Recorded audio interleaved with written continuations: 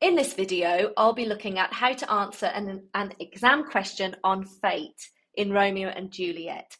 This is particularly useful to you if you are sitting the Edexcel IGCSE English Literature exam. But if you are just covering Romeo and Juliet anyway and want to be able to talk about fate in great detail, then this is also a great video for you too. I advise that you have a pen and paper ready to make notes because there is a lot to say about this central theme. So I'm going to start with talking about fate as seen as this kind of divine instrument. So the prologue immediately establishes fate as a central theme in the play, and that reflects the prominence of fate in wider Elizabethan society. Just a reminder, this play was written in the late 1500s when Queen Elizabeth I was head of state, and therefore we call the era the Elizabethan era and the people in it Elizabethans. So Romeo and Juliet's love is described as star-crossed and death-marked. Both adjectives highlight the inevitability of both. They cannot help but fall in love, but equally, they will not be able to avoid their deaths. By using celestial imagery, so this is kind of referring to the stars, Shakespeare suggests that their fate has been determined by the stars. And this would reflect the widely accepted view of Elizabethans at the time, who considered astrology a credible science. And as an example of this, and remember, if you are sitting the Edexcel exam, you need to be able to reference and interweave contextual information about the Elizabethans, okay? So a way to do this is to talk about how astrology was used to predict an individual's life in the Elizabethan era, but it was even used by doctors to inform their medical decisions. And the Queen used to have her own astrologer that would help her decide on dates for important ceremonies like her coronation. By revealing their fatal end in the prologue, remember that, right? The audience know they're going to die immediately. Shakespeare immediately establishes the play as a tragedy, which creates this suspenseful viewing experience for the audience, and it's going to just be filled with dramatic irony. We're going to look at the use of dramatic irony pretty much on every slide.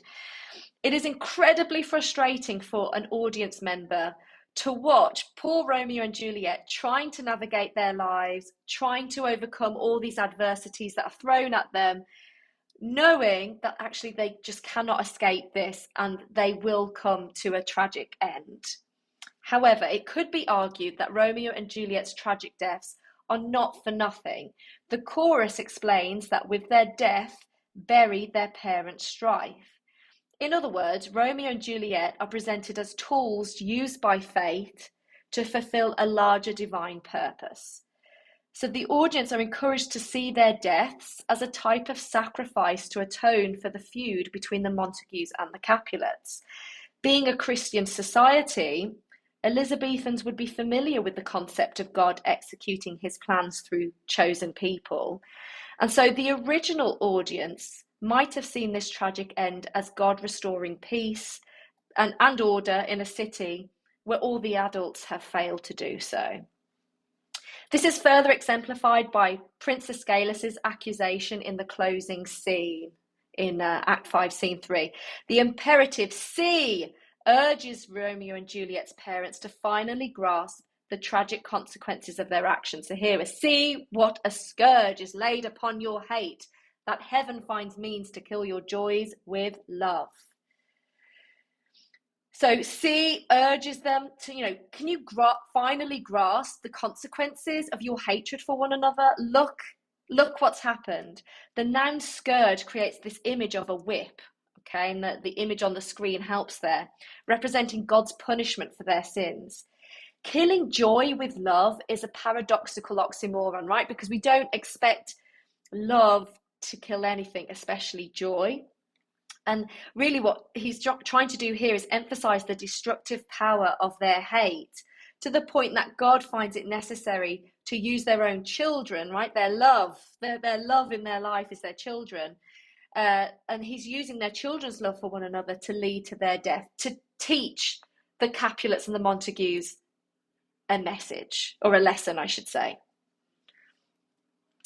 It doesn't change the way, even though, maybe there is a greater good of, this punishment, because it is going to bring peace to Verona. It doesn't stop us from seeing poor Romeo and Juliet as victims of fate. And the audience still very much feel a lot of sympathy for them.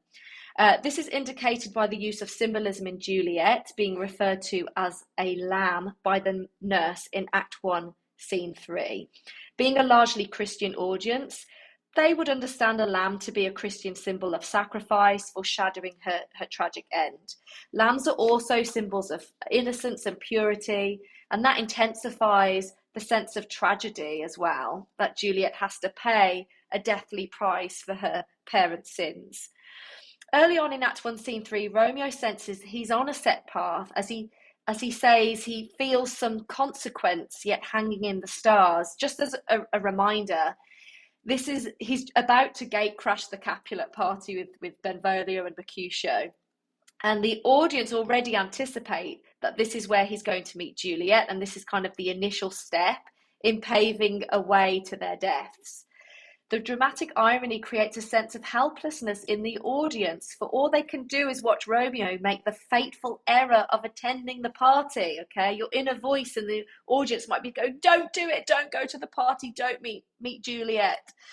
In this way, that sense of powerlessness that Romeo has over his life is somewhat experienced by the audience too.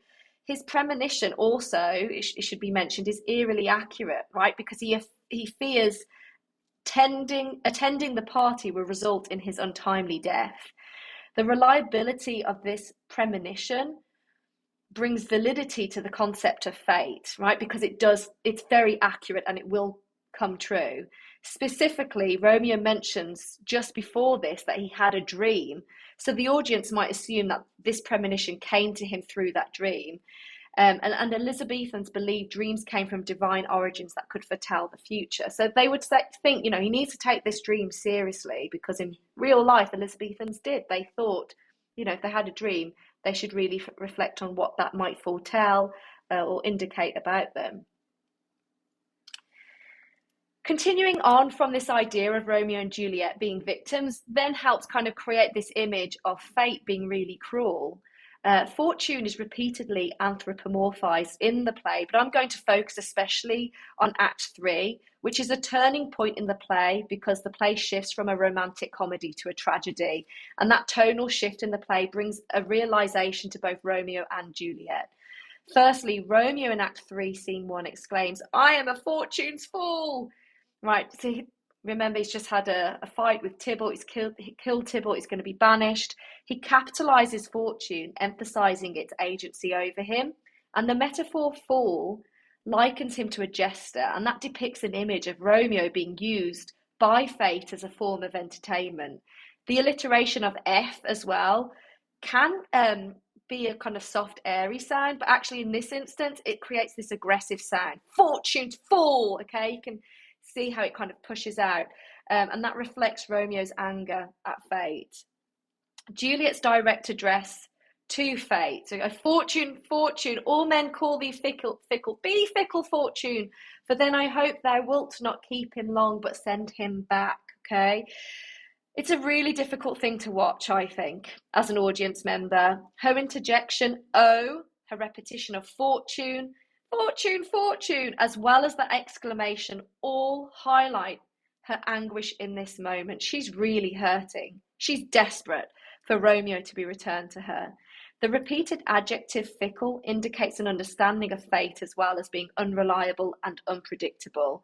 And that's in line with the popular concept of the time, of this kind of concept of what they'd call Rota Fortuna, and I'm probably mispronouncing it, but it's otherwise known as the Wheel of Fortune, much easier to remember and spell. This concept has Roman origins and represented the belief that life could change unexpectedly and randomly. And it was kind of a way to explain successes and adversities when it was difficult to do so. So maybe it was just a tool for Elizabethans to use to have a sense of understanding about their lives, and maybe in an acceptance that they can't control everything. But either way, it is something they really believed was a real thing that existed. Furthering this sense of victimization is Juliet's lamenting of, alack, alack, that heaven should practice stratagems upon so soft a subject as myself. Oh, this poor lady, girl, really, she's still young. So her repeated exclamation of dismay, alack, emphasizes her suffering. By referring to heaven, she's referring to a Christian God, calling into question his intentions. What I will say here, be careful of saying that she's questioning his intentions, because what I don't think she's doing is rejecting God. Shakespeare would be very careful to not do that, right? We have a Christian based audience, we have a Christian queen. He's not going to have a main character kind of questioning God too much. But I think almost kind of trying here, when I say questioning his intentions, I think she's trying to understand, how does God work? Like, why is this happening to me?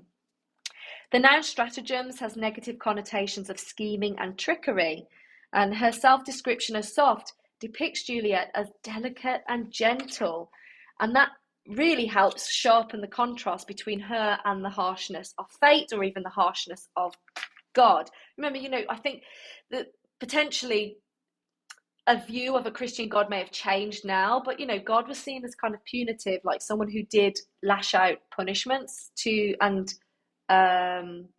used people to create a greater balance for the greater good. Furthering this image, all this does is really further her image of being victimized by fate. Fate should not be tempted. I think this is an important message that Shakespeare was trying to send out to the audience. So dramatic irony, as I've said before and mentioned it already loads of times, it's used throughout the play when several characters make frivolous claims about death. After just meeting Romeo, Juliet states, "My grave is like to be my wedding bed." Here, just as a reminder, she fears that he might already be married, and if that is the case, she's kind of melodramatically claiming that she'd rather die than not marry him. It could be read in two ways. Is she being melodramatic, or does she just feel such intense love already from such a short meeting? And to be honest, in this instance, focusing on fate, the way that you interpret that doesn't matter. What does matter is that she uses this grim imagery to foreshadow her tragic end, because her grave will become her wedding bed. Likewise, we have Romeo directly addressing death in Act 3, Scene 5, stating he would rather stay with Juliet and die if it is what Juliet wants. Come, death, and welcome. So that direct address, right? It's like he's talking to death, personifies death, and continues this concept of fate being an intelligent entity that one can address. One could argue that Romeo is demonstrating here suicidal tendencies, and that foreshadows his final act of suicide. He doesn't just accept death, he welcomes it. Welcome is really important there. However, he does eventually leave Juliet in this scene. He doesn't kill himself or stay and wait to be killed. And that just suggests he wants to live much more than he wants to die. And what that helps do, I think, is frame his final act of suicide as a result of the fact that he felt like he had no more options left. Fate had only given him one more option, and that was to kill himself. So it's not really, you could argue, you can't really see it as an act of free will. He couldn't see any other way out. Both Lady Capulet and Lord Capulet in Act 3, Scene 5 are clearly incredibly frustrated by Juliet's refusal to marry Paris, to the extent that Lady Capulet wishes Juliet dead. She says, "I would the fool were married to her grave." In other words, I wish she were dead. And Lord Capulet threatens Juliet to never look at him again. "I tell thee what, get thee to the church on Thursday, or never after look me in the face. I never want to see you again." So considering how, I think what's important here, they don't really want her dead. Let's just make that clear, okay? If you think about the heartbreak that is very clear on both, with both Lady Capulet and Lord Capulet in Act 4, Scene 5, when they think she's dead, it's clear they don't truly wish her death or banishment, okay? More likely, they're infuriated by her disobedience. Remember, a daughter was expected to be wholly obedient to her parents And once married, that obedience transferred from her to her parents to her husband. So dramatic irony here is created because actually Juliet is fulfilling her gender role in the sense that she is being an obedient and loyal wife to Romeo. But of course, her parents do not know that she's already married, so they expect full obedience from her. What they're most concerned about in this moment is that Juliet's marriage to Paris offers them financial security and maintains their social status, which was kind of the purpose of arranged marriages amongst the wealthy in the Elizabethan time. In many ways, the lessons that could be learned by these characters are the same lessons we can learn in modern day. We shouldn't speak of death so flippantly. It reminds me personally of the saying, be careful of what you wish for it might come true. So does Shakespeare here call for a greater respect for life and even greater respect for fate? Just don't tempt fate because it might come true. It's important to consider that no character, I think this is important, right? Because I think this is something definitely to raise in an answer about fate. Nobody escapes their fate, or no one's plans for whatever they wanted to achieve in this play succeeds. Okay, that might tell us something about fate, that we may feel like we're in control of our lives and actually we're not. So not even looking at Romeo and Juliet, which is the obvious one, how about looking at Friar Lawrence, right? He planned to end the feud between the Capulets and the Montagues through love. He fails, and ironically, it's actually through their death that unites them. Mercutio and Tybalt plan to prove their masculinity and gain honour. Fail, they both die. Lord and Lady Capulet plan to secure their social status, their financial security. They fail. The prince attempts to restore peace. He fails. So it's difficult not to walk away from the play and at least acknowledge that we don't have complete control over the trajectory of our lives. And in some ways, it's humbling and links to the Elizabethan concept of the great chain of being, in which humans are placed beneath God and angels. Perhaps this play serves to remind the audience of their place in the great chain of being. And in other words, there are greater powers at work that you can't even begin to understand or even try to outsmart. So as an example, Mercutio is a great example here. In Act 1, Scene 4, he acts as a dramatic foil to Romeo. Reminder, this is just before the gate crash, the Capulet party. Romeo says he has a dream. He senses something's going to go wrong. And while he feels his dream has some prophetic value, Mercutio is highly dismissive as he states that dreamers often lie. The declarative sentence reflects his confidence in existentialist belief that dreams are meaningless. So this existentialism is it's very modern, really, for the time. And while most people did believe in fate, it should not be ignored, actually, that around this time, long-held beliefs were up for debate. It was a time of competing ideas and a very small and slow change over time. It's a bit of a time of doubt and confusion. But importantly, Mercutio is proven wrong in this play. So this rejection of Romeo's superstition creates dramatic irony, as the audience know that Romeo's dream and sense of foreboding is significant and it should not be ignored. It's ironic, really, because Mercutio will die as a direct result of entering the Capulet party, because as a reminder, the fight between Tybalt and Mercutio actually derives because Tybalt's angry that he notices they get into the party. He actually notices Romeo getting into the party, and Mercutio fights on his behalf. Despite holding belief in fate and destiny, Romeo also believes he can fight it. This is evident in his exclamation, "Then I defy you, stars," Act 5, Scene 1.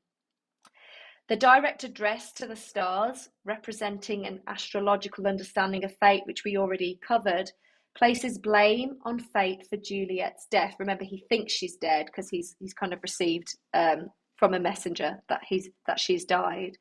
The verb here, defy, reflects the way Romeo views his planned suicide, because here he's talking about committing suicide, and he sees his own suicide as a rebellion against his own destiny. And so he's viewing his suicide as an act of free will.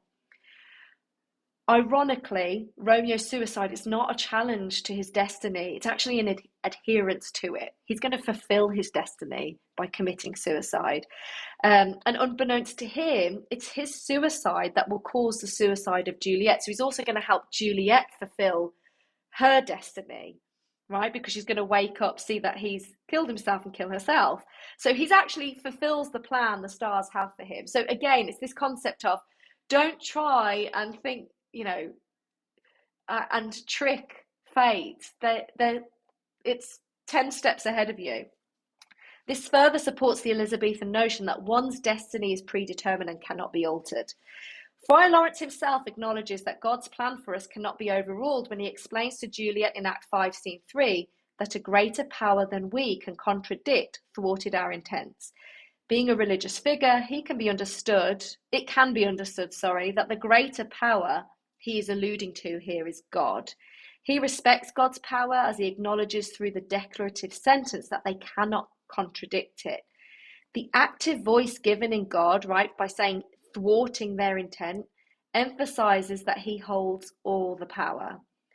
It's worth considering that Friar Lawrence, being a Catholic, would have been viewed skeptically by a majority Protestant audience, and it could be argued that Shakespeare, in efforts to please the Protestant Queen, because there's no way Shakespeare is going to put anything on stage that the Queen dislikes, he's highlighting here how Friar Lawrence should not have tried to play God, right? In meddling with the Montague and the Capulet feud, in facilitating the marriage of Romeo and Juliet, it could argue he was trying to play with fate himself or outsmart it.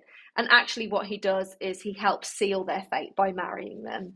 So he only, again, helps fate and helps pave the way to their death. Okay, finally, I think it's really fitting to end this video with this final quotation from Romeo in his last moments before killing himself. He states his plans to kill himself, basically, how he does. He likes to talk everything out. He's a melodramatic character.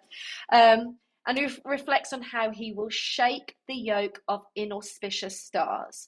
So a yoke being an extremely heavy piece of equipment placed on an ox, you can see it in that image there, creates an image of the heavy burden placed on him by fate. Like a yoke binds and restricts an ox, Romeo's free will is also bound by his misfortune. In contrast, the verb shake is a movement that represents freedom and lightness, which is what he anticipates death will bring to him. So in the resolution of the play, it could be argued that Romeo realizes that the only way he can escape fate is through death.